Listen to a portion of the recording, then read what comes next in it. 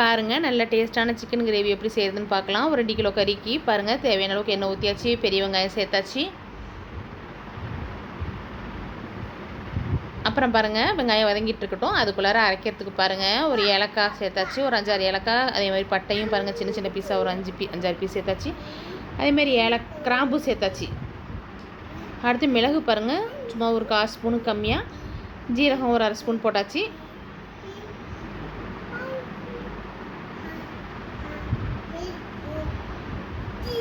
மஞ்சத்தூள் சேர்த்தாச்சு.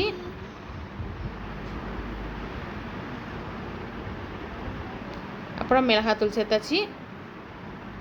காரம் எவ்வளோ தேவையோ அந்தளவுக்கு சேர்த்துக்கலாம். நான் ஒரு 2.5 ஸ்பூன் போட்டிருக்கிறேன். அடுத்து பாருங்கள் மல்லித்தூளும் அதே மாதிரி 2.5 ஸ்பூன் போட்டிருக்கிறேன். தக்காளி பழம் வந்து நம்ம ஒரு 4-5 தக்காளி பழம் போட்டிருக்கிறேன்.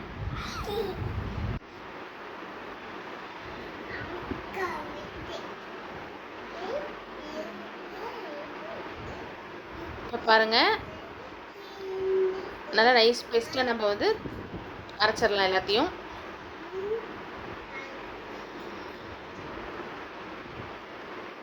பாருங்கள் வெங்காயம் வதங்கிடுச்சு. இப்போ இஞ்சி பூண்டு பேஸ்ட்டு சேர்த்துடலாம். இஞ்சி பூண்டு பேஸ்ட்டு வந்து பார்த்திங்கன்னா ஒரு 3 ஸ்பூன் தான் போட்டிருக்கிறேன்.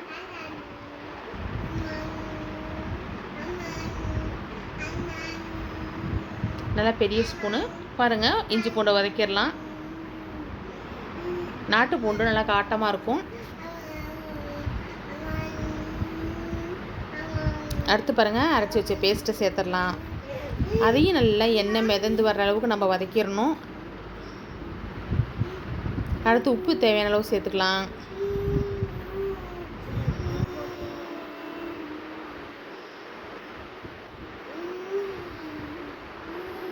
அப்புறம் கொத்தமல்லி தழை சேர்த்துக்கலாம்.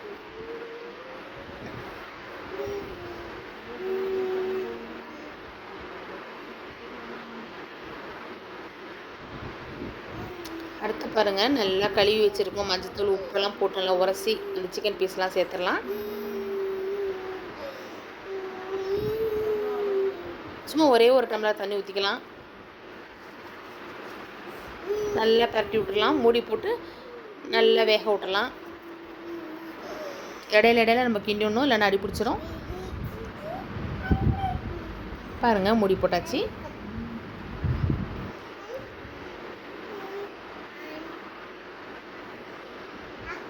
பாருங்கள் நல்லா டேஸ்ட்டான சிக்கன் கிரேவி ரெடி ஆகிடுச்சு. பிடிச்சிருந்தா லைக் பண்ணுங்கள், ஷேர் பண்ணுங்கள், கமெண்ட் பண்ணுங்கள்.